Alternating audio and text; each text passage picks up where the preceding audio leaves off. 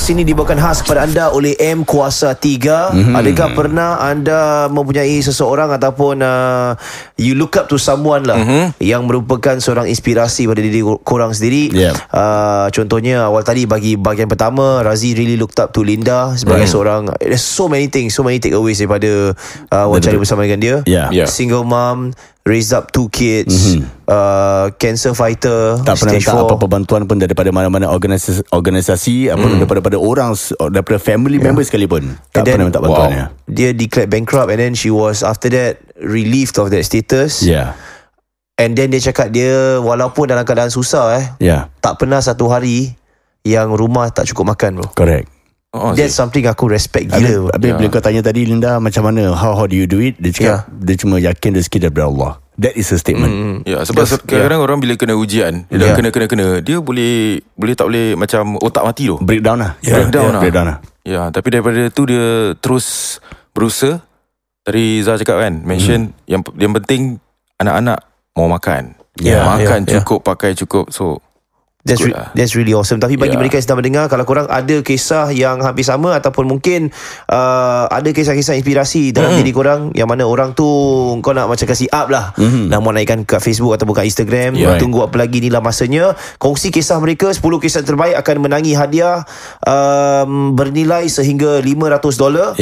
Peraduan dibuka sekarang dan ditutup pada 14 bulan Julai. Dan apakah website dia, bro? Okay, anda boleh lungsuri laman www.m3.sg/inspirasi SG. Okay. Dan kalau dah bercerita tu dekat Facebook korang ke, dekat IG ke, korang Malaysia lah, kena nak tembus Malaysia lah. Kena nak tembus pasaran Malaysia lah. Jadi korang boleh lungsuri, korang boleh pergi dekat IG ke kan, Facebook ke, kira nak #inspirasi SG. Jangan lupa hashtag kita sekali hashtag okay let's go, ataupun tag kita lah. Jadi kita tahu yang korang dengar, yang korang dengar benda ni dekat podcast kan. Jadi kita boleh juga kongsi minggu depan. Okey lah. Jadi on to the show. Selamat kembali dalam kita berkongsi inspirasi kita. Bawa masuk inspirasi kita. Kita dah dengar inspirasi Razi, Linda serta dengan 2 anaknya dalam studio. Dan kini tiba giliran Dinur Rahim. Macam mana Din? Kau buat siapa ni? Saya membawa seorang individu yang saya segani. Kalau jumpa dia macam nak cium lutut. Alamak, kenapa cium tangan? Sebab lutut dia ada saka. Ada bekas sujud. Yes, dia kuat sujud orangnya. Kuat sujud orangnya, alhamdulillah. Sebab dia punya dahi tak makan tu. Kira dia tak ada dahi cap semayang, tapi ada lutut cap semayang. Lutut dia hitam lagi. Tak nampak. Dan seorang individu ni dia suka main bola. Ustaz, ni apa? Support apa team? Jangan salah cakap. Liverpool lah. Sebab tim banyak orang Islam kat dalam. Mo Salah Islam Mo Salah, Keita. Tapi sebelum kedatangan Mo Salah, dia memang Liverpool Kia, bro. Okay, individu beliau tadi pun dah panggil title dia, seorang ustaz. Dan bukan calang-calang, bro. Ustaz Muhammad Yusri Yubihi Muhammad Yusuf. Tu kira nak ngaji lah kira. Ustaz, Assalamualaikum. Waalaikumsalam. Dan beliau graduated with a bachelor's in Hadith from Al-Azhar University. Before completing his master's degree in the same field at University of Malaya. Subhanallah. He also attained a specialist diploma in counseling psychology from Academy of Certified Counselors. Currently serving as Chief Executive Officer di Pergas. CEO Pergas. Tapi dan sebelum Pergas, beliau telah pun berada di Majlis Agama Islam Singapura sebagai Officer Mufti. Dan sebelum pejabat Mufti. Sebelum tu di Masjid Al-Falah selama 10 tahun lah. Ustaz, kuatkan sikit suara Ustaz. Boleh. Ustaz kan ni beriman. Malu kan tanda iman. Betul. Saya dah kenal Ustaz ni dah bertahun-tahun lamanya. Dia punya suara memang lembut gitu, bro. Dia macam Assalamualaikum. Dia panggil aku Sodikin lah. Sodikin dah makan? Dah start. Alhamdulillah. Kalau dengar je macam terus nak memeluk Islam lah kira. Tak kira macam orang dia adalah orang yang lembut. Aku tak pernah dengar dia marah. Tak pernah? Serius Aku suruh dia marah, dia tak nak marah aku ni. Macam Ustaz, marah saya tapi Ustaz. di masjid dulu ada 2 orang masuk Islam juga. Ada. Dekat Satu Masjid Al-Falah kan? satu Indonesia, yang kedua Filipino. Macam mana cerita dia Ustaz? Yang Filipino Boleh cerita? Ya. Yang Filipino ni tak berapa ingat sebab tapi Yang dia Indonesia wanita lah, dia wanita Filipino. Tapi ada satu ni yang saya masih ingat, ada dua cerita. Satu orang Singapura, lagi satu dia orang Indonesia. Yang Indonesia ni dia datang, kawan dia bawa dia. Dia tak ada agama, free thinker. Dan kawan dia bawa dia, kawan dia orang Islam lah. Jadi dia datang bawa kawan dia ke masjid dan nak masuk Islam. Jadi saya cakap dengan dia, kalau nak masuk Islam kena pergi Darul Arkam. Kita kat sini bukan tempat untuk kita convert secara rasmi lah. Tapi dia insist juga. Dia kata, Ustaz, kalau boleh nak masuk Islam hari ni jugalah. Dia lelaki ke perempuan Ustaz? Lelaki. Lelaki. Indonesia ni lah. Indonesia. Jadi saya kata boleh masuk Islam hari ni, tapi kena buat secara rasmi jugalah, official. Register semua lah. Kira dia cakap macam, saya mau masuk Islam juga hari ni. Hari ni juga gitu Ustaz. Ngapain dong kamu? Saya mau. Dia tak boleh. Jadi dia kawan dia bersungguh-sungguh. Dia kata kawan dia nak masuk Islam lah. Jadi bila tapi dia acara ringkas sebab dia memang semata-mata nak masuk Islam. Jadi saya pesan dengan dia lah, yang paling penting bukan nak masuk bukan kelang kabut nak masuk Islam tu, tapi lah kita punya persediaan. Ilmu tu perlu ada.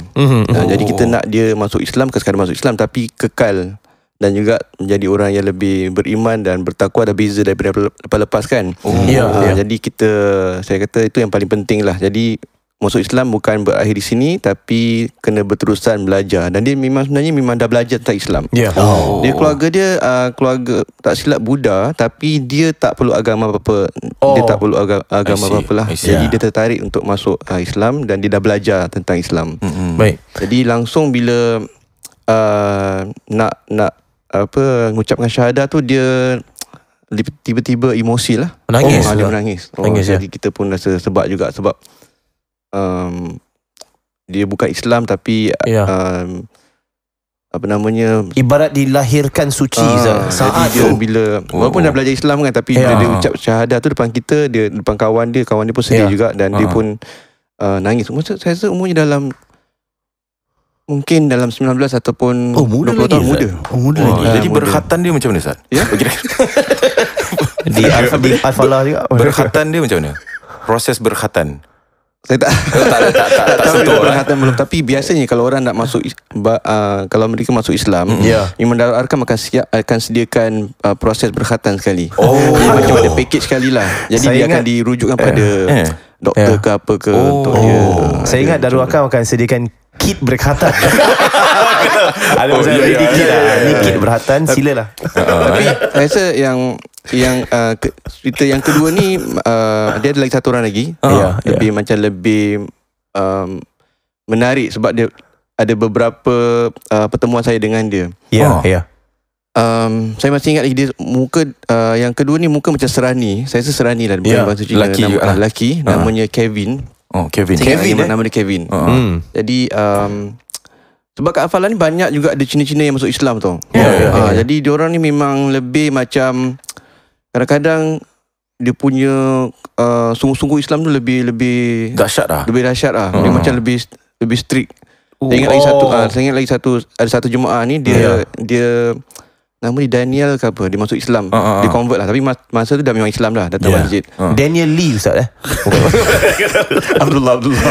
Jadi bila dia nampak, kalau dia nampak jemaah isap rokok kat belakang ada pantry kan. Kalau nampak isap rokok, dia akan tegur terus haram terus. Orang macam segan dengan dia lah. Dia punya hardcore. Tapi yang Kevin ni, saya first kali jumpa dia, pertama sekali masa masjid tu kita ada buat masa ketika saya kerja tu, kita kat luar tu kita ada buat pameran. Maulid tu, macam ada exhibition. Ada tongkat dah, ada tongkat Rasulullah. Dulu sebelum tu, sekarang kan ada letak dekat tembok wall tu ada macam galeri kan. Tapi sebenarnya di galeri tu dia ada ada macam kita Artifact pasang dia punya yang boleh buka, yang movable-nya pameran. Jadi datang satu kira Al-Falah dah buat dulu buat pameran dah lama lah. Trailblazer. Jadi bila dia datang, muka macam bukan Melayu kan. Tapi dia tegur, this is datang je, I think I know this is a grave of Prophet Muhammad. Gambar. Are you Muslim? No, I'm not Muslim. Okay. Tapi dia tahu pasal ni semua. Dia tahu history Dia tahu history semua. Dan dia cakap, I want to convert. Terus I want to convert. Tapi dia kata dia punya mum tak kasih. Mum dia tak tak restu. So dia tak masuk. Dia belum, masa tu kat luar masjid tau. Kemudian okay lah. Lepas tu dia pun dalam setahun lama tak jumpa dia. Dalam mungkin setahun atau tak sampai setahun, tiba-tiba bulan Ramadan ni, saya pun part of the amil. Jadi beratur kan, ada ramai orang kan beratur. Tiba-tiba datang dia nak bayar zakat. Si Kevin ni, dia cakap dia belum masuk Islam tapi nak bayar zakat. Dia cakap hal pula kan. Itu mak tak kasih masuk Islam. Dia beratur, dia kata I want to pay zakat, Ustaz. You want to pay zakat? Are you Muslim now? Yeah, I am Muslim. Dah masuk Islam. I thought your mother don't allow you to be converted to Islam kan. Okay, really, Ustaz. She said that as long as you are not following Osama, that's okay. I see. Jadi dia lepas itu dia termasuk Islam. Dan Masya Allah lah, dia datang masjid selalu. Masjid Al-Falah lah. Masjid Al-Falah. Ustaz dah kenal Din selama bertahun-tahun lamanya. Tapi sebelum tu aku nak tanya Din dulu. Sebab kau bawa apa? Sodikin. Ustaz panggil Sodikin. Nak tanya pada Sodikin dahulu. Apa yang kau rasa, sebab kau bawa Ustaz lah, betul. Kenapa kau rasa Ustaz ni satu inspirasi bagi kau? Apa yang Ustaz dah lakukan sampai kau rasa macam kau respect gila lah Ustaz ni? Betul. Susah tau Ustaz. Terus saya cakap Ustaz nak suruh Sodikin respect satu orang tu susah. Susah betul. Dia don't respect anyone. Tapi ni dia bila dia katakan kepada kami yang dia respect Ustaz ni, kira kan mesti ada something ni. Something lah. Pertama dia adalah abang kepada Marina Yusof. Serius? Yang abang Marina Yusof. Serius? Itu adik lah. Tapi tak ada kena-kena. Tak ada kena-kena. Yang buat aku itu yang pertama. Itu reason pertama. Kau inspirasi. Apa ni Sodikin? Maaf. Aku tengah Sodikin mood ni sekarang. Waktu aku mula berkecimpung dalam dunia mengajar-ngajar ni, YDO Youth Development Officer. Aku lihat strategi Ustaz yang aku suka tengoklah adalah daripada Masjid Al-Falah. Dia punya youth dia very strong, bagus. Dia punya sistem aktiviti, sistem dia baik dan sebagainya. Dan the khalifah waktu tu adalah Ustaz Yusri sendiri. I see. Dan aku cakap, asal dia ni bagus sangat Macam asal aku tak kenal orang. Aku memang tak suka orang apa. Tentu belum respect lagi. Kena belum macam respect. Semua asatiza lain-lain semua, youth development officer semua macam diorang tengah, macam aku tak nak share aku punya strategi. Aku tak nak share. Aku tak nak, kira masing-masing punya tempat, kira mau jaga punya tempat lah. Kira tak mau bilang apa dia punya strategi lah. Apa. Dan bila bertemu dengan Ustaz Yusri pada waktu itu, beliau datang dengan hati yang terbuka. Macam, Assalamualaikum Sodikin, apa khabar? Dengan hati terbuka. Macam anggota Raihan tu Kau tahu kan Cik Am. Aku dapat rasa that vibe. Dia very macam open. Dan dia berikan sikit sebanyak ilmu beliau lah. Tentang macam mana nak jaga budak-budak ni dan sebagainya. Jadi that makes me like macam wow, I'm very macam, sebab yang lain semua, bukan aku cakap yang lain tak bagus lah. Tapi ni X Factor lah. Ustaz Yusri sendiri, dia mempunyai dia tak lokek ilmu. Dalam masa yang sama, dia sendiri ingin berusaha untuk mengajak asatiza yang baru ni, yang baru berkecimpung ni, untuk share his knowledge lah. About his strategi untuk bagaimana untuk dakwah dengan youth dan sebagainya lah. That's one thing. Dan lama kelamaan Ustaz Yusri ni, he doesn't stop there. Dia punya kewibawaan dia telah pun been acknowledged sebagai daripada institut-institut yang lain. MUIS tangkap dia. Daripada Bukan MUIS, tangkap lah, kira ambil dia lah. kira ambil dia. Tapi Kau step macam Jakim mentah. istilah Asatizah gitu bro, nama dia. Dia tangkap lah kira. tangkap.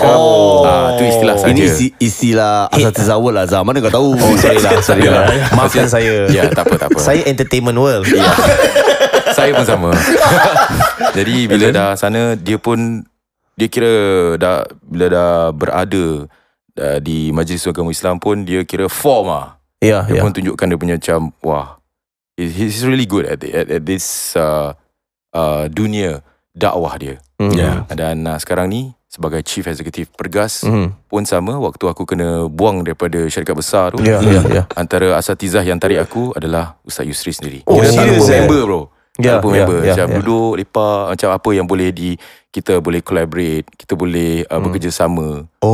Jadi mana-mana pun dia kira senang cerita, dia tetap ingat aku lah kira. Aku nak tanya sebelum kau tu berbalik kepada tu situasi Ustaz. Waktu tu Din pernah kongsi yang it was the lowest point of his life.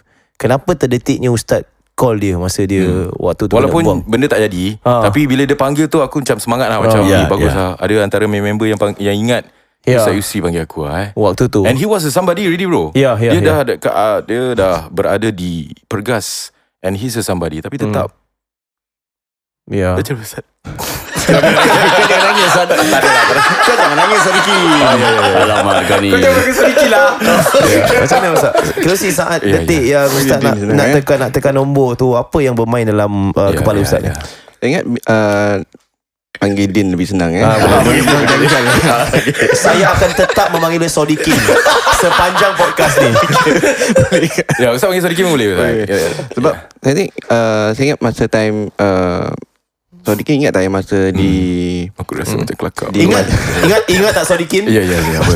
Masa yang di kerja masjid, dan you kena panggil dengan yang keluar surat khabar lah, you dengan Termizi. Dengan Mizi kan. Masa zaman tu pun member baik Zah. Dan kita discuss lah kan masa ada problem kat situ. Dan juga masa Sadikin nak masuk nak masuk mana Zat? Masuk radio. Dia share jugalah, dia nak apa, tiba-tiba betul jadi DJ pula. Nak jadi DJ. Waktu masa training dia dapat alhamdulillah. Jadi saya ingat time masa yang contact Din ni, masa kita di Pergas, masa tengah nak kita tengah strategi dakwah kita, antaranya nak masuk ke bahagian nak buat radio digital bahagian digital dan sebagainya lah. Jadi bila nak dapatkan informasi, kita benda-benda baru gini, kita perlukan dapat informasi lah. Kita tak main terjun terus buat benda tu kan. Kita kena kontak pakar. Jadi kita memang hubungi beberapa penyiar. Kita jumpa Sujimi, kita jumpa Sadikin, kita jumpa, tak payah puk nama lain. Itu nama agak sensitif bagi dia Ustaz. Sensitif bagi dia. Kak Nuriha Bajuri dan juga Syariki Ali. Nuriha Bajuri boleh sebut. Boleh. Jadi dia panggil Adi Rahman bro. Adi Rahman. Baiklah. Jadi so antara yang pertama kita jumpa dengan Sadikin jugalah. Tapi yang lain kita jumpa kat dalam office kan, dengan dia kita jumpa kat luar. Terima kasih Ustaz. Jadi nak kongsi juga, sebab kita dengar sejarah Din daripada mulut Din sendiri.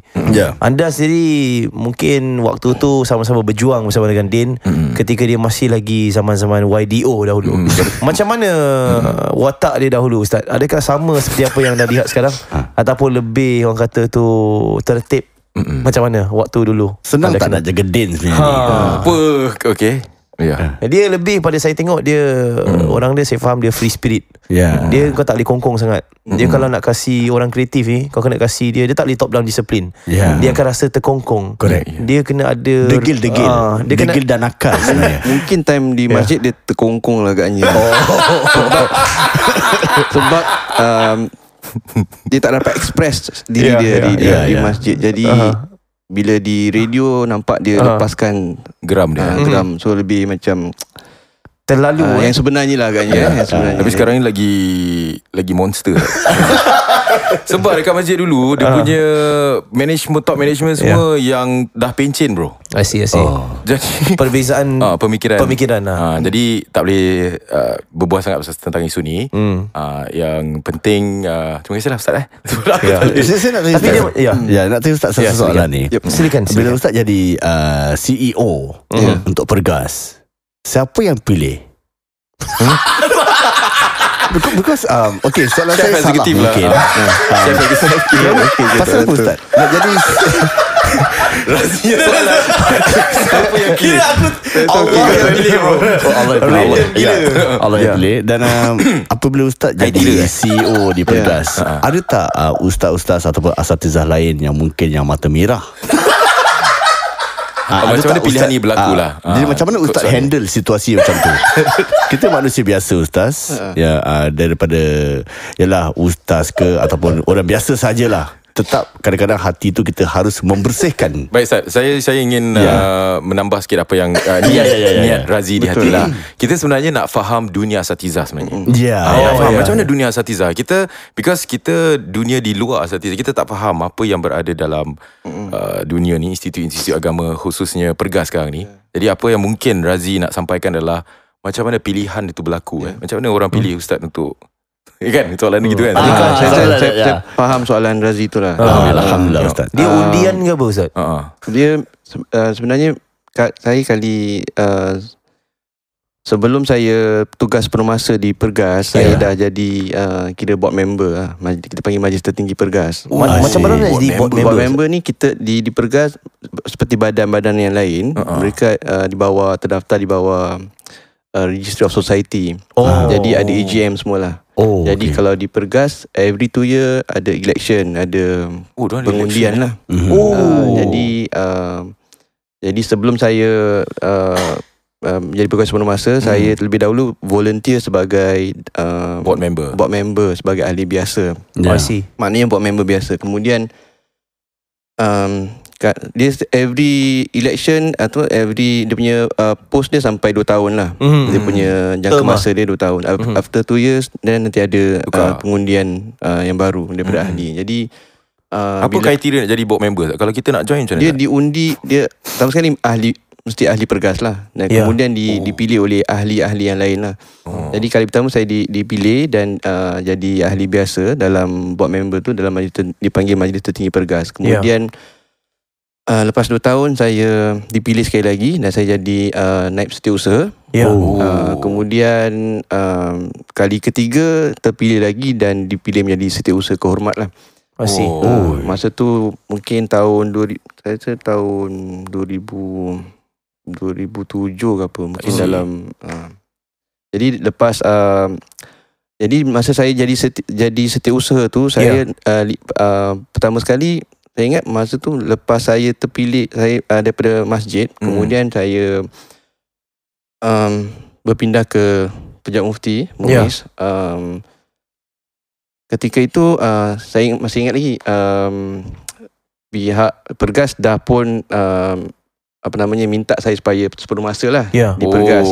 Ustaz Hasbi sendiri, Presiden. Jadi dia jumpa, dia kata dia offer saya lah kenapa tak masuk Pergas penuh masa lah. Sebab saya kan setiausaha dah macam dah biasa dengan gaya kerja Pergas. Perbualan dia dalam bahasa Arab Ustaz ke bahasa biasa? Biasa, betul. Biasa lah. Salah orang CEO. Wallah. Aku tak tahulah kan. Pergas ni apa dia punya ni? Persatuan Ulama dan Guru Agama. Jadi dia semua asatizah di bawah naungan Pergas lah gitu kan. Mereka perlu berdaftar lah.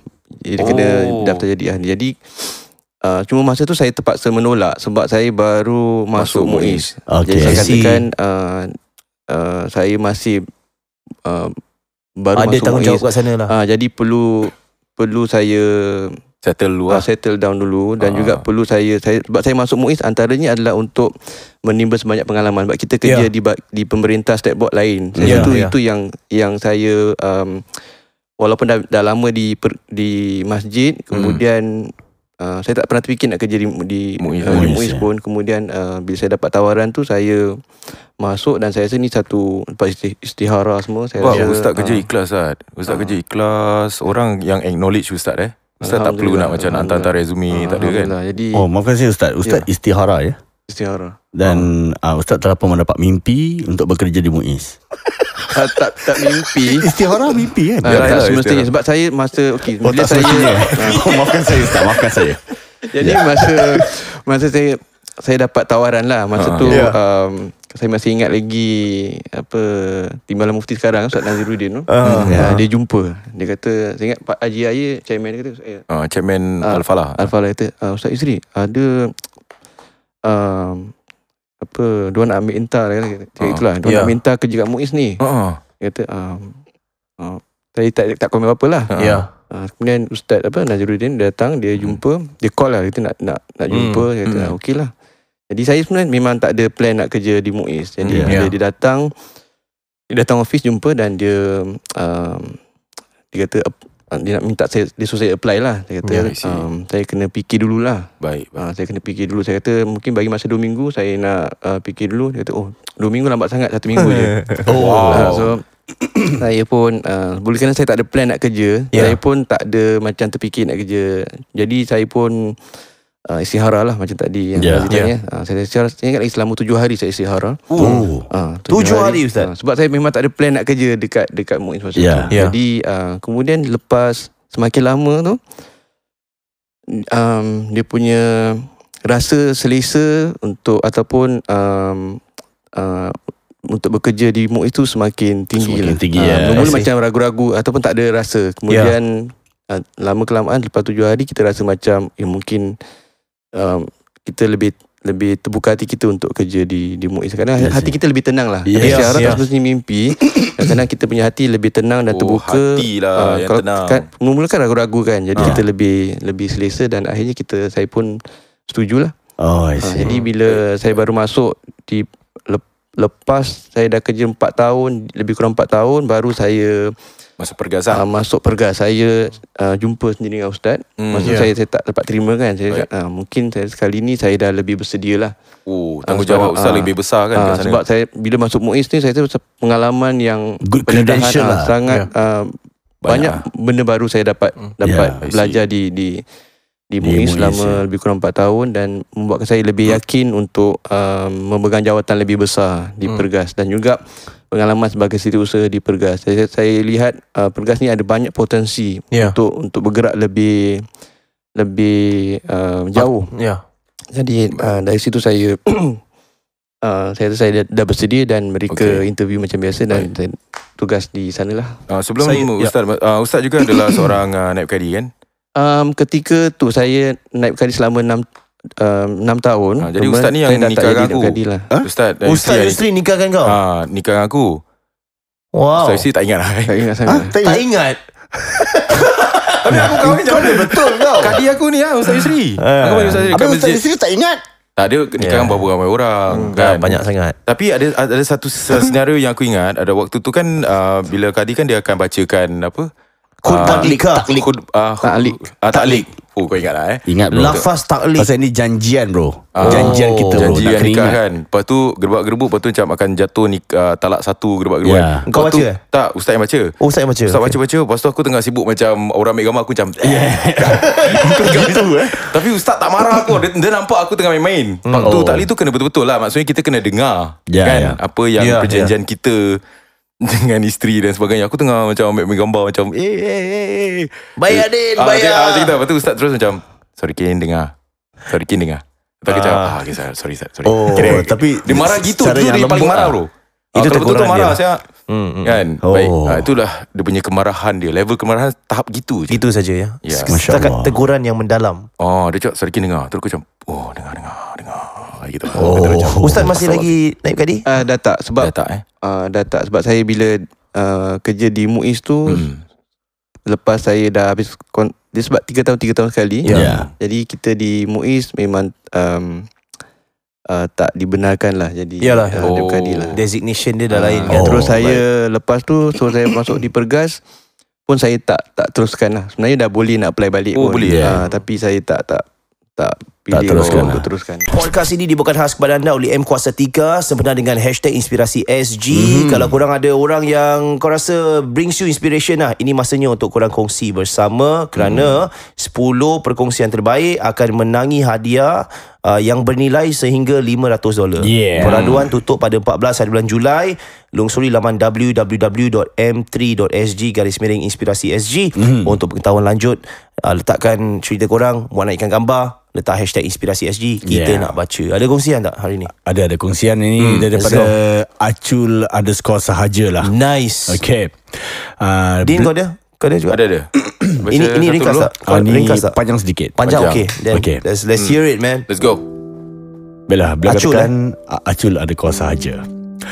Salam bros. Waalaikumsalam. Waalaikumsalam.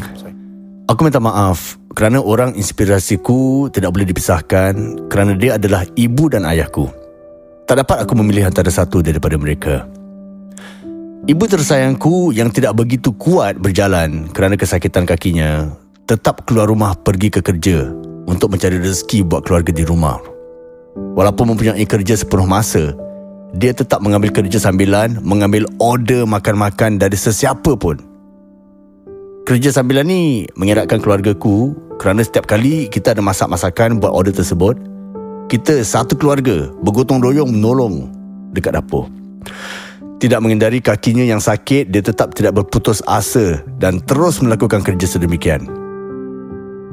Ayahku pula yang tersayang dah banyak berkorban masa mencari rezeki untuk keluarga. Tak kira masa, bro. Ayahku mempunyai a medical condition jantung berlubang. Itu semua orang ada semasa bayi. Itu sebab bayi dipukul supaya menangis untuk menutup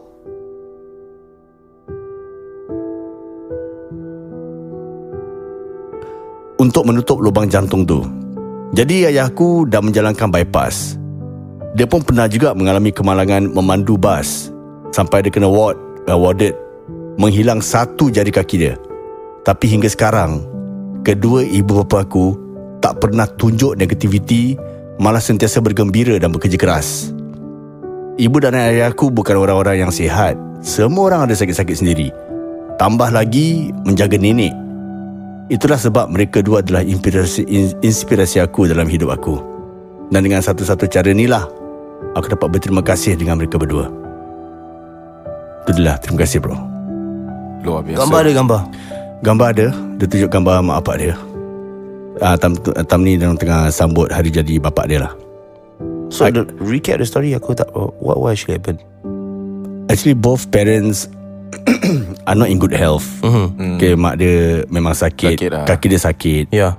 Tetap dia kerja. Dia ada kerja sepenuh masa. Dan dia juga kerja sambilan bro, untuk membesarkan anak-anak dia. Dan bapak dia pula ada sakit jantung berlubang. Sebab tu dia ada bilang kita lah kat sini. Dia cakap sebab tu kata time baby, bila baby keluar kan nak kena tepuk kasi nangis. Apabila baby tu nangis, baru jantung dia tutup. Jadi bapak dia dah ada sakit jantung berlubang. Lepas tu dia mengalami kemalangan sampai satu jari kaki dia putus. And he still work hard for the family. So if you can see, dalam keluarga ni kedua-dua ibu bapa dia sebenarnya memang sakit bro. Not in very good condition, but they still work hard untuk membesarkan anak-anak. So this is his inspiration actually is both parents lah. Thank you. Terima kasih. Jadi bagi korang yang sedang mendengar, yang mungkin mempunyai ibu dan ayah seperti pendengar kita ni, letakkan perkongsian korang di Facebook ataupun Instagram. The best kau mau naikkan gambar juga. Jangan malu lah guys. Tolong lah. Kau nak kasih positif,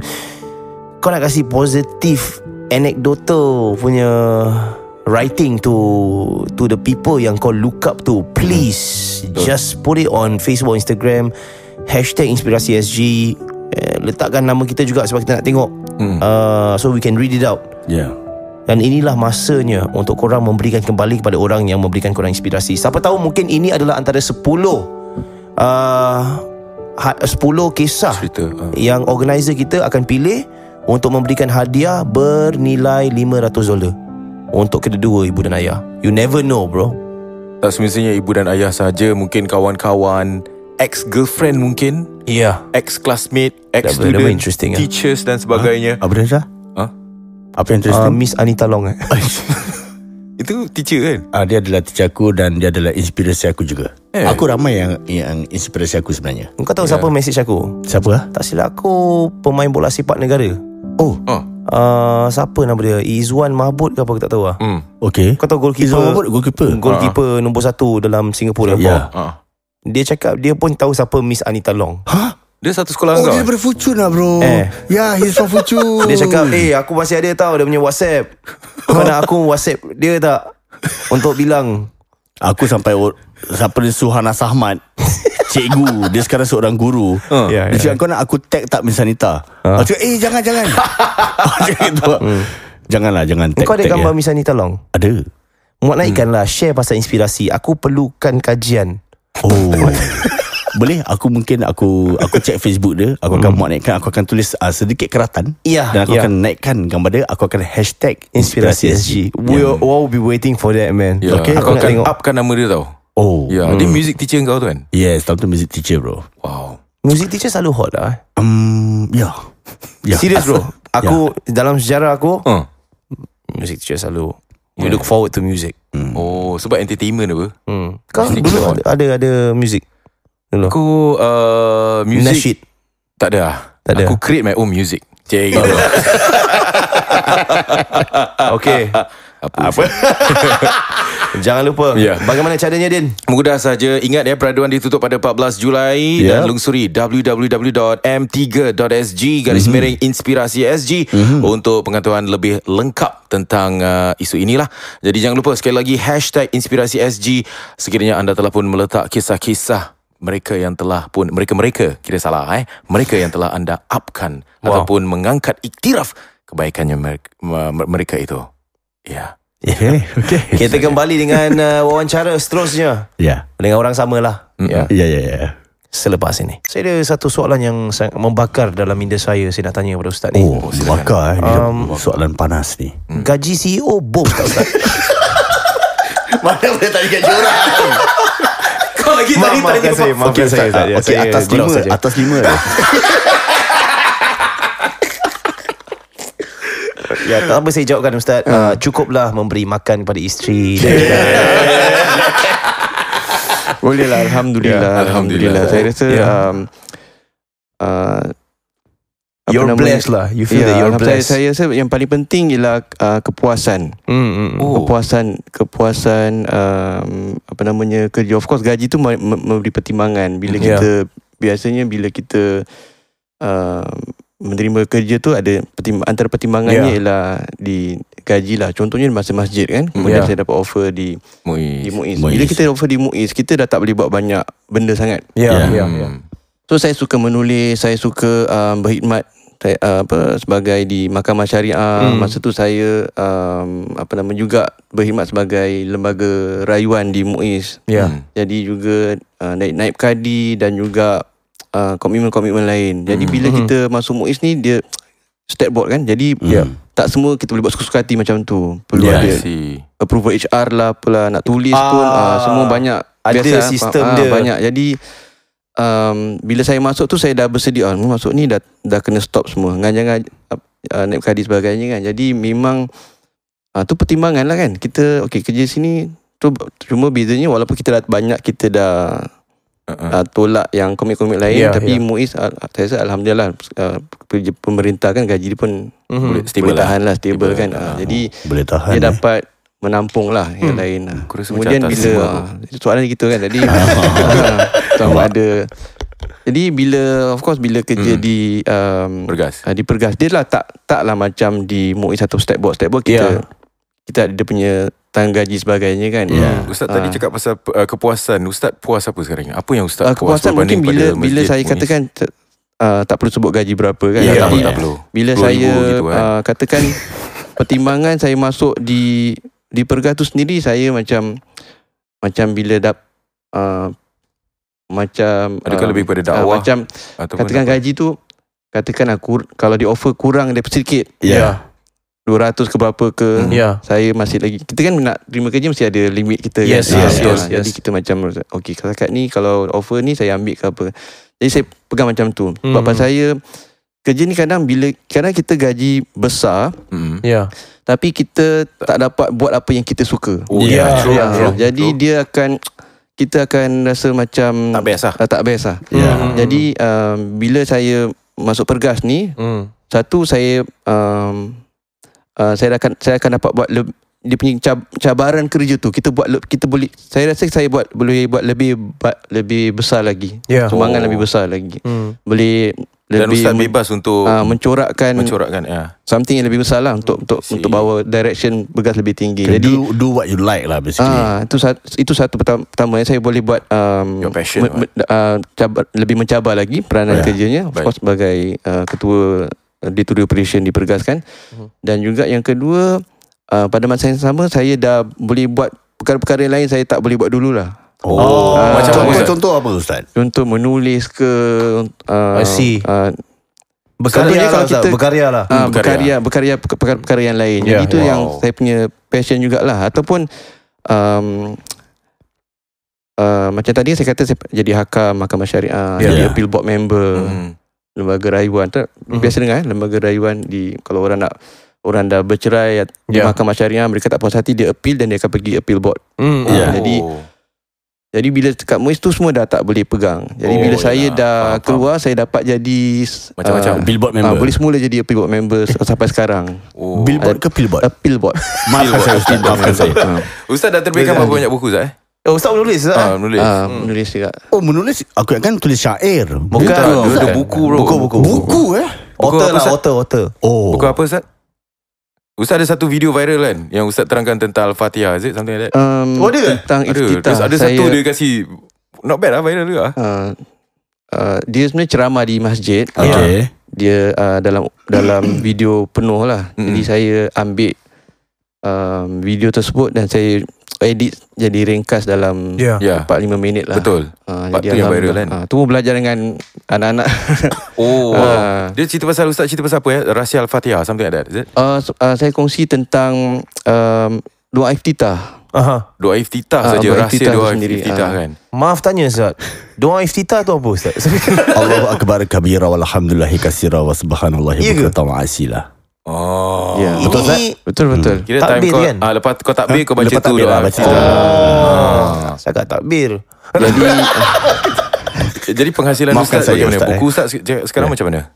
Jadi Yang Aku buku yang curious laris. lah pasal doa iftitah ni. Kau nak tanya dulu lah. Boleh terangkan Ustaz? Boleh. Mungkin pendengar kita pun boleh tahu Dapat manfaat lah. Yang bermanfaat je. Dia sebenarnya buku ni adalah hasil daripada saya punya kajian masa buat masters di Universiti Melaya.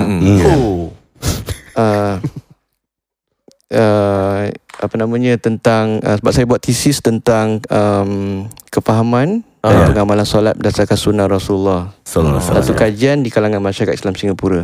Jadi kajian ni sebenarnya dia buat perbandingan macam mana Nabi solat, apa yang Nabi baca, apa yang Nabi buat. Kemudian saya bandingkan dengan macam mana orang Singapura solat. Apa yang orang Singapura baca. Sama tak dengan Nabi buat. Jadi daripada situ saya dapat dan saya buat survey semua. Jadi dapat findings lah, dapat dapatan yang bahawa hampir sama, cuma dari sudut satu, kita dipengaruhi oleh mazhab Syafi'i satu, dan juga kita punya bacaan tu orang Singapura, bukan kata Singapura sebenarnya, di Nusantara, di Indonesia, di Malaysia pun sama juga dapatan. Walaupun saya tak buat kajian tentang Malaysia, tapi saya lihat sebenarnya hampir serupa. Yang samanya dari sudut bacaan. Jadi orang Singapura, based on berdasarkan saya punya kajian, dia rata-rata semua baca sama. Tadi bila Razi sebut tentang iftitah, Allahu akbar kabira walhamdulillahi katsira subhanallahi bukratan wa asila. Wajjahtu wajhiya lillazi fatara samawati wal ardh sampai wa ana minal muslimin. Jadi hampir 100% baca doa iftitah yang sama. Yang sama. Orang Malaysia pun baca sama juga. Indonesia pun baca sama juga, lebih kurang. Arab baca sama tak?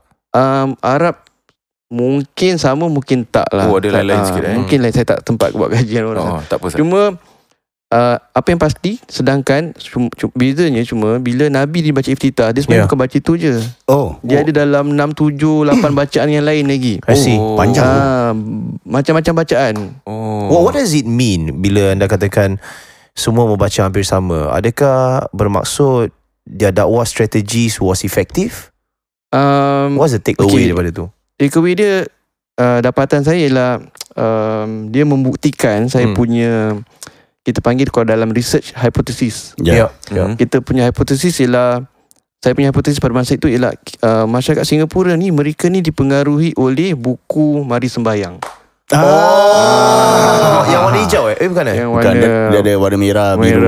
merah dengan hijau lah. Merah hijau ada. Jadi mak-mak kita gunakan penulisan Allahyarham Ahmad Suan Haji lah. Sebab saya buat bila survey questionnaire tu, ada tulis buku-buku apa yang mereka baca. Jadi hampir 90%, above 90% mereka baca buku Mari Sembahyang. Saya nak sentuh sikit berkenaan dengan the effectiveness of literacy back then. Bermaksud bersandarkan beberapa buku-buku yang mak ayah kita pegang, nenek moyang kita pegang, dia sampai bergenerasi orang ikut tau, sedemikian rupa. Tapi dalam masa sekarang 2019, mungkin di kalangan para pembaca sangat kurang sekali. Budak-budak attention span dah makin kurang. Mereka lebih di video, mereka lebih di Instagram dan semua menjadi YouTube. So this kind of like, macam ini satu cabaran saya rasa lah, bukan saja bagi golongan entertainer, golongan penyampai informasi, dan juga golongan penyampai dakwah Islamiah. Betul. Tadi Ustaz pun cakap tadi, dia edit sampai 4 minit. Itu yang viral. Kalau Ustaz letak satu chunk tu, orang tak akan tengok. Jadi bagi Ustaz sendiri, I mean, we are lucky to see this. Kita membesar zaman buku tulisan diagungkan. Kita berpegang pada beberapa naskah-naskah. Jadi buku tu ditulis sebenarnya tahun 1957. Wow, lama kan? Saya sempat interview Ustaz almarhum Ustaz Ahmad Suan Haji. Dia pernah ajar saya masa saya darjah 3 di madrasah dulu. Masa tu dia masih muda lah.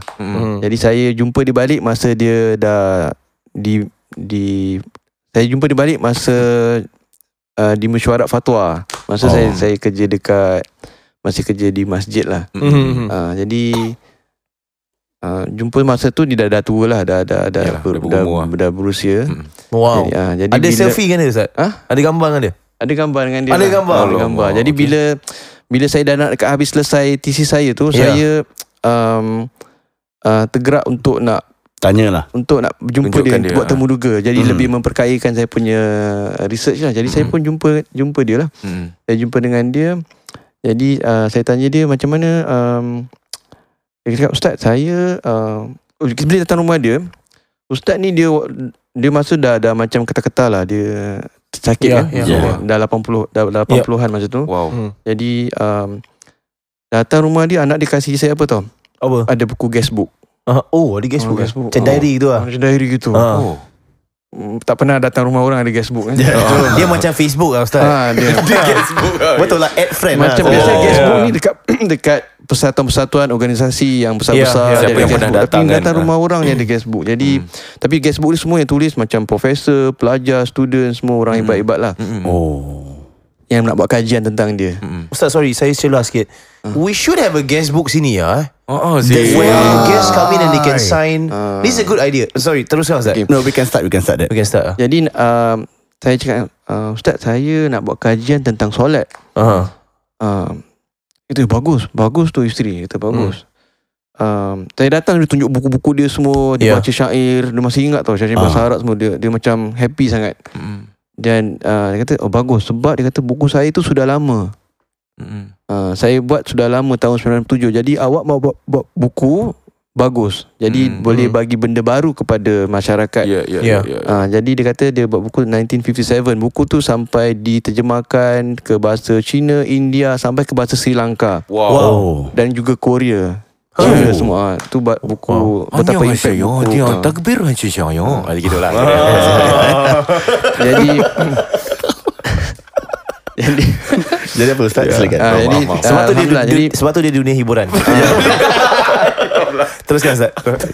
Terus Contoh, jadi apa yang Ustaz almarhum buat buku tu, sebenarnya nama dia pun Mari Sembahyang, bukan Mari Solat. Sebab pada masa tu orang tak guna solat. Dia guna sembahyang. Sebab nama je buku Mari Sembahyang. Dan buku dia pendapatan saya saya lihat memang betapa popular sampai orang-orang banyak buku sekarang ni sebenarnya mereka tiru daripada buku Mari Sembahyang. I see. Wow. Mereka tiru, mereka macam copycat lah, gambar-gambar semua. So you yourself inspired by Ustaz Allahyarham Ustaz antaranya. Jadi saya daripada tesis tu saya kembangkan menjadi buku. Sebab macam contohnya tadi Razi tanya tentang iftitah. Jadi sebenarnya bila kita kaji dalam hadis yang Nabi punya pengamalan apa dia buat, sebab Nabi ni bila nak tahu solat dia, kita lihat hadis-hadis lah. Sahabat dengar apa yang dia dengar daripada Nabi baca, apa yang Nabi baca. Jadi banyak doa yang dibaca. Antaranya doa yang tadi tu dia sebenarnya baca pendek je. Allahu akbar kabira walhamdulillahi katsira subhanallahi bukratan wa asila. Itu saja. Lepas tu yang wajah tu sebenarnya ada dia situasi yang lain. I see. Bukan ketika tu, yang solat lain pula dibaca. Tapi Ustaz, dan sebenarnya doa tu lagi panjang, wajah tu lagi panjang doa dia. Tapi Ustaz Ahmad Hasan Haji dia combinekan Allah Akbar Kabira sampai bukratan wa asila. Dia campurkan dengan wajah tu wajihiyah tu pun dia tak sampai habis, dia sampai wa ana minal muslimin, dia cut. Oleh kerana dia buat macam tu, kita pun baca doa tu. I see. Jadi kita hafal. Jadi apa yang Ustaz tulis semua kita hafal. Doa kunut kita hafal, tahiyat kita hafal. Jadi dia pilih doa-doa tu semua. Dia tulis pendek lah kita hafal. Dia tulis panjang lah kita hafal. Jadi betapa mungkin dia buat pun dia agaknya dapat ilham sebagainya. Jadi dan sebenarnya pahala dia pun sangat-sangat hebat. Contohnya Allahu Akbar Kabira, dia ada cerita dia juga. Batuk Ustaz. Bila doa Allah Akbar Kabira ni, saya nak sentuh sikit. Bila Ustaz nak batuk, dia tak batuk tau. Ustaz tahan. Begitulah kesantunan beliau dalam perbicaraan. Aku tahu dia nak batuk, dia Ustaz. Aku realize dia tutup mulut, tak jadi batuk. Ustaz sedut dia sedut batuk dia. Wow. Kesantunan dalam perbicaraan tu luar biasa. Ia menjadi satu gangguan bagi Sodikin. Aku pun macam tegak. Batuk lah Ustaz. Lepas tu Sodikin cakap batuk Ustaz, batuk. Sebab takut nanti Ustaz sakit makan dalam ke apa. Boleh batuk Ustaz. Okay, sambung doa yang Allah Kabira tu. Yang Allah Kabira. Sorry. Ustaz terlupa. Ingat Sodikin nak bagi air pun. Air. Dia ada air. Maafkan saya. Doa tu dia punya kelebihan dia. Bila sahabat ni baca, lepas solat je Nabi tanya, siapa yang baca doa tadi? Siapa yang baca Allahu Akbar Kabira tu? Lebih kurang macam tu lah. Jadi sahabat tu pun dia jawab, dia kata akulah yang baca. Dia kata dia baca. Jadi Nabi kata, bila engkau baca tu, aku nampak pintu langit terbuka luas. Wow. Doa Allah Akbar Kabira tu, bila dia baca, Nabi nampak. Orang ni tak nampak lah, sahabat ni tak nampak. Nabi nampak pintu langit terbuka. Jadi para ulama kata pintu langit terbuka tu membawa maksud bahawa keberkatan doa yang dibaca tu. I see. Dan maknanya bila dibaca tu, maknanya Allah terima dan dimudahkan segala urusan-urusan yang lain. Jadi itu tanda-tanda rahmat, keberkatan daripada Allah Subhanahu Wa Taala. Jadi orang yang baca Allah Akbar Kabira yang kita baca tu, insya-Allah mudah-mudahan walaupun kita tak nampak, sebenarnya langit tu terbuka luas untuk menerima insya-Allah segala amalan-amalan kita.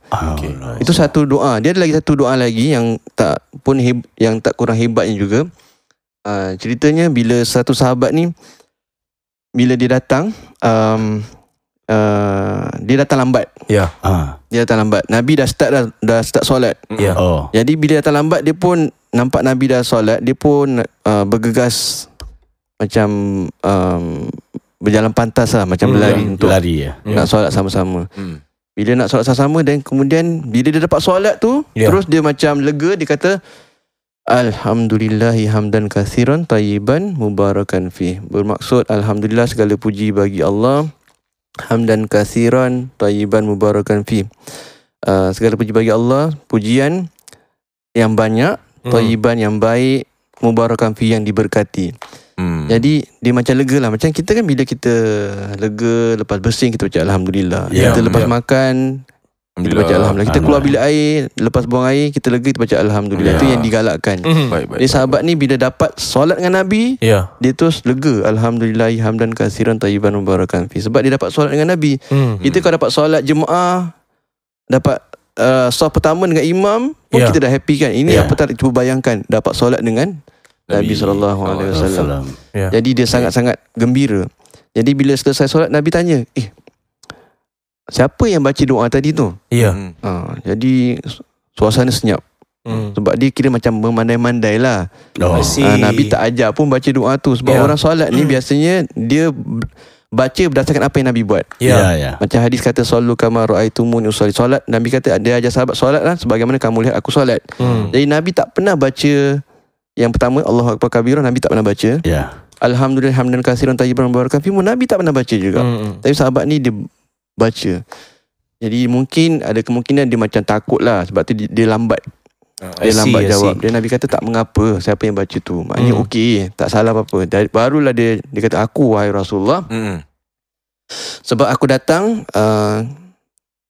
aku berlari dan aku sangat-sangat lega kerana dapat semayang bersama dengan Nabi. Dan aku cakap Alhamdulillah hamdan kasih. Dia termengah-mengah lah, dan dia kata Alhamdulillah hamdan kasiran tayyiban mubarakan fi. Jadi Nabi kata, aku nampak bila kau baca Alhamdulillah hamdan kasiran tu, aku nampak malaikat, 12 malaikat berlumba-lumba mencatat pahala.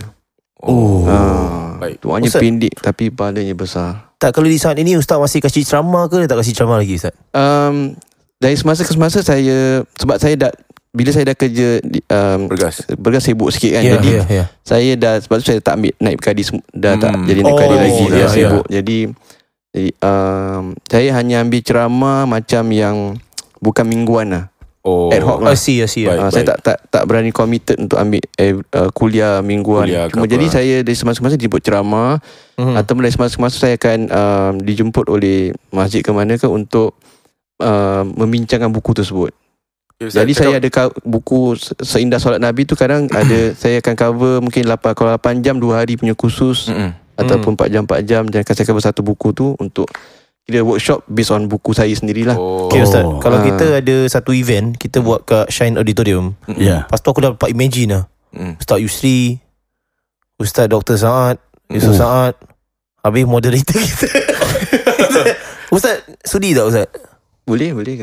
Boleh, tak ada masalah. Jadi sebenarnya memang macam doa-doa tadi tu semua orang tak ramai tahu. Jadi Ustaz, tak ramai tahu. Jadi bila saya, itu satu contoh je. Banyak lagi. Dia banyak lagi situasi dalam solat yang kita tak pernah buat.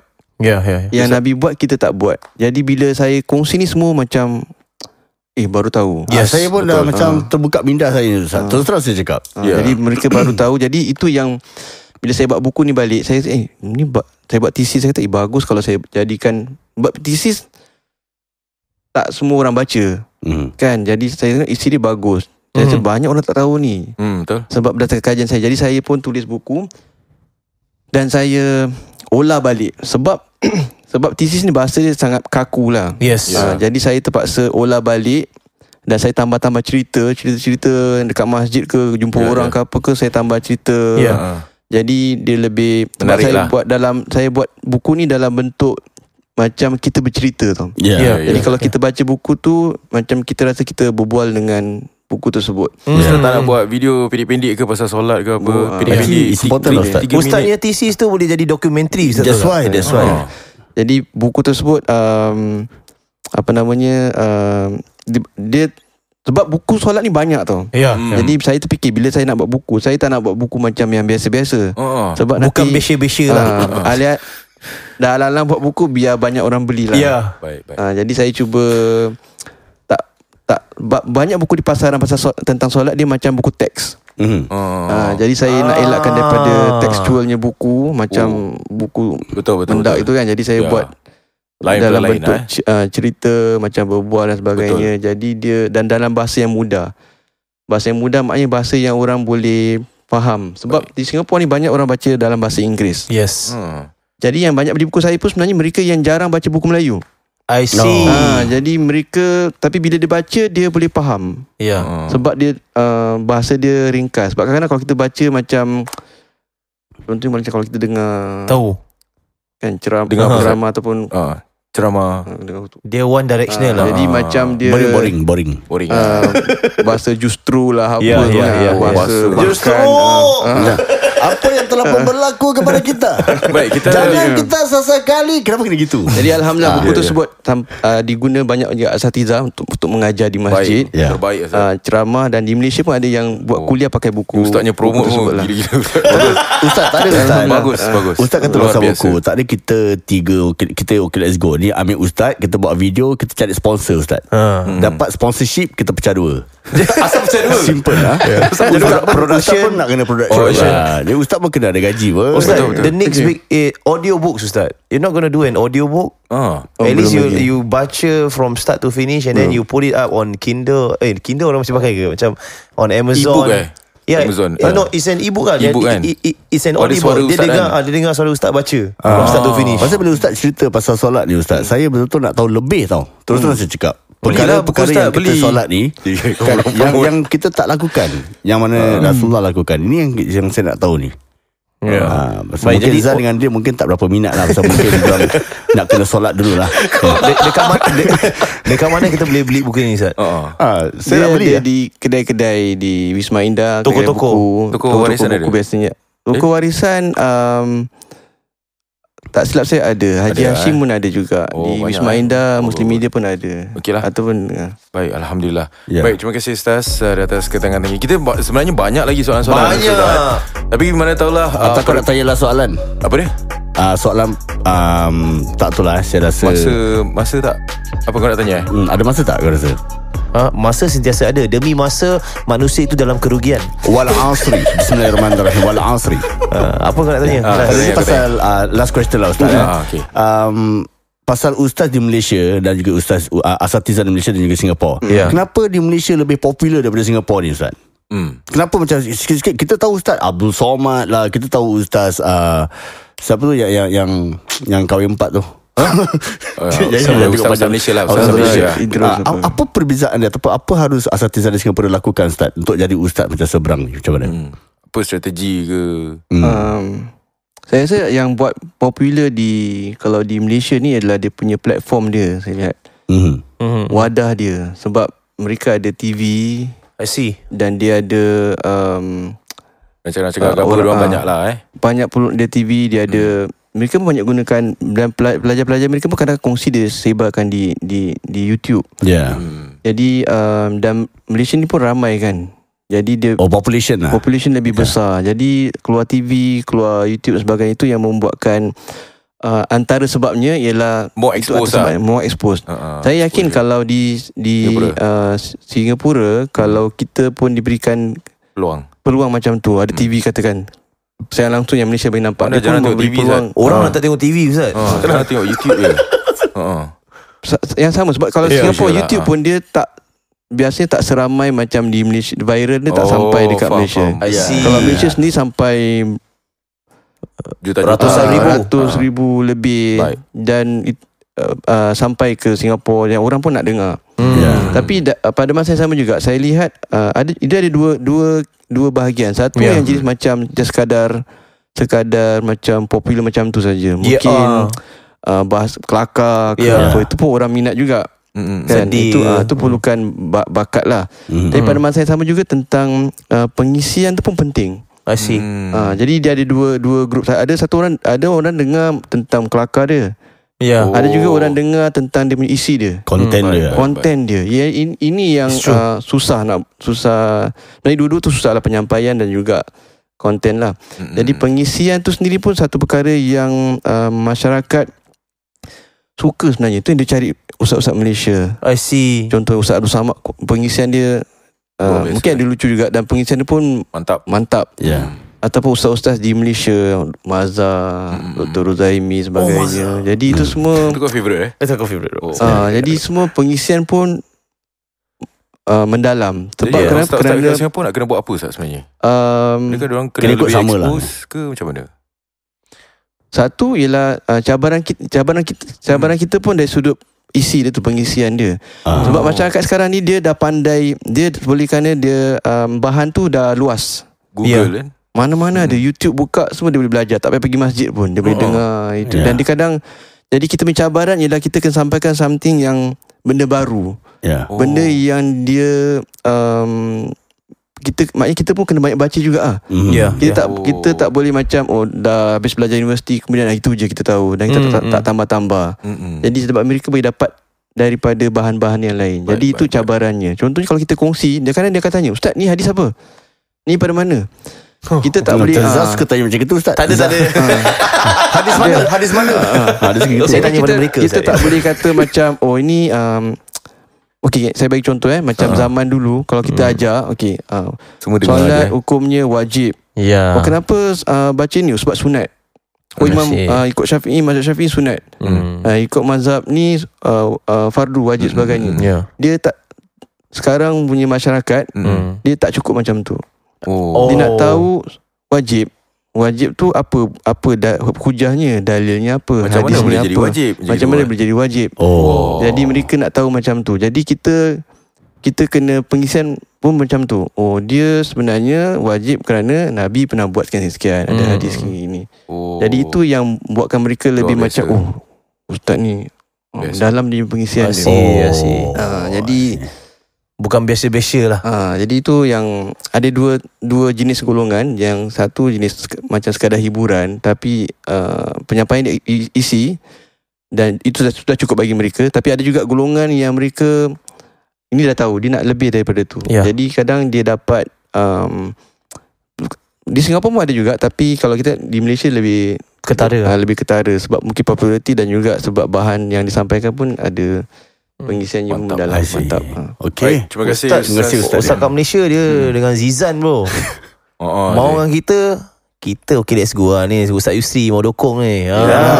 Forum perdana Ustaz, standby. Nanti kita akan invite. Jangan khawatir Ustaz. Terima kasih. Terima kasih Ustaz. Kami juga akan terus memerlukan kejayaan Ustaz dan asatizah yang lain lah. Kita doakan untuk mereka. Dan Ustaz Yusri berada di sini. Aku sentuh sikit boleh tak? Silakan. Saya rasa macam apa yang Ustaz cakap tu ada kebenaran dia. Kalau kita nak mekarkan dakwah Islamiah tu, it has to be an ecosystem. Bermaksud bukan saja pengisian daripada Ustaz, malahan dokongan daripada media-media yang lain. And it goes one full circle. Dia kena kerja sama-sama demi untuk masyarakat. Dan bila Ustaz cakap kat Malaysia, bila pelajar-pelajar mereka tengok diorang yang upload, it has to have that kind of culture kat sini. Maksudnya yang datang dia user generated content tau. Correct. Dia kalau di Malaysia dia bukan sekadar pelajar dia upload, tapi dia ada macam studio pula. Untuk backup ustaz tu. Ustaz ni ada dia studio ada fan lain. tau. Kau faham tak? ada fan. Dia ada fan movement tau. Betul juga. So it's one whole ecosystem. Dia tak boleh kau harapkan kau bagus, kau kelakar, kau berbakat, kau berisi, tapi kau tak ada orang sokongan. Tak boleh. Like kita pun boleh buat macam tu juga. It's true. The future is bright. Kita harapkan lebih banyak lagi content creator menyusup masuk, flood the market dengan lebih banyak lagi pengisian seperti ini. Terima kasih Ustaz. Sama-sama. Kita berehat seketika dengan lebih banyak lagi informasi berkenaan dengan M Kuasa 3. Jangan ke mana-mana. Kira Ustaz Yusli bila nak batuk dia tahan Aku tak dia memang gitu lah bro Dia memang jaga tata tertib sebagai seorang ustaz yang bila bercakap tapi aku macam batuk je lah. Dia macam gini. Tadi aku notice bila kau kacau dia pun, dia setakat macam look away and then he just smile beside the mic like dia gitu kan. Dia tak ketawa bahak tau. Kena ustaz aku dulu bro. Kalau aku canon macam gitu, kelakar ke apa? Dia akan marah. Ni jangan ni berbuat main-main ni. Dia akan whack aku macam ni. Tapi dude, he's like the most chill out buddy they can have, man. Kau boleh duduk dengan dia berjam-jam, kau share masalah, dia akan dengar. He's a good listener lah. Serius Saya cakap kalau macam ada orang macam cakap engkau lah, kau tu tak Ustaz Yusri, aku ada hal lah dengan dia. Itu engkau tahu apa aku akan cakap dengan orang tu? Engkau yang tak betul lah. Tak boleh ada hal dengan Ustaz Yusri meh. Betul? Macam gitu tau. Memang gitu. Dia adalah seorang karakter yang takkan ada masalah dengan sesiapa pun. That's why. Kau tengok sampai dia nak tukar job, dia buat istiharah. That's why. 7 hari bro. Aku nak quit syarikat besar, aku tak istiharah. Aku buat kajian, tengok duniawi kan. Astaghfirullahalazim, apa nak jadi dengan aku ni? Yalah. Kalau kena aku okay. nak panggil Muiz nak panggil berapa gaji? 8,000. Okay, boleh? Kerja nanti boleh berbual lah. Dah tak ada macam istara ziarah tu kan, tengok gaji kan. Member istiara tau. Alamak, respect lah bro. That's why Maybe dia memang macam gini orang dia. Dia memang macam gitu. Man, dan dia respect kalau fokus, bila kau dah tanya satu soalan tadi, Razi tanya pasal apa doa iftitah tu, dia akan fokus tau. Dia akan jawab soalan kau, walaupun ada yang tadi kita distract macam aku tahu aku nak kena jawab benda ni untuk Razi. Dia akan teruskan kan. Tadi kita dah distract. Baik, tadi yang doa tadi dia akan tak hilang fokus dia fokus dia. That's good about him lah. Man, I feel like we have to do something for him, man. Something for him. Aku nak nama dia mekar dan masyhur pastinya di Singapura, because he deserves it. There's no monetary incentive for us. He deserve it. Dan podcast itu tadi dibawakan khas pada anda oleh M Kuasa 3. Dan pastinya ini adalah inspirasi Denur Rahim. Jadi bagi korang yang tengah dengar, korang pun boleh kongsi juga siapa yang menjadi inspirasi korang. It could be adik kau ataupun abang kau, kawan kau, siapa-siapa saja. Ataupun yang ni, guru ngaji time kecil-kecil. Boleh. Guru ngaji time kecil-kecil, guru-guru anda dan sebagainya yang telah pun memberikan inspirasi kepada diri anda. Silakan saja. Jangan malu-malu. Muat naikkan di Facebook atau Instagram. Letakkan sedikit sebanyak kenapa korang rasa dia inspirasi korang. Dan di sebelah bawah letakkan #inspirasi SG. Dan letakkan nama kami sekali supaya kami dapat cari dan juga membaca. Kita nak baca komen-komen korang. Kita nak baca. Apa website dia? Apa website dia? Okey, website dia adalah anda boleh untuk pengetahuan lanjut lah, lungsuri www.m3.sg/inspirasi-sg. Dan peraduan akan ditutup pada 14 hari bulan Julai. That's right, man. Kalau korang nak pilih mana satu yang menjadi inspirasi, mungkin ramai, solat istihara dulu. Kira macam nak pilih mana satu, aku nak letak solat dulu lah. Licik Alright. Baik, itulah podcast bahagian kedua. Selepas ini kita bawa seorang teman yang lama lah ni. And he is back. He is back. He is. Kira aku suka dengan suara aku. He is back. Aku tahu. He's very likeable lah. Very likeable, bro. Dia gerik make kaki. He's a fighter, bro. So stay tuned.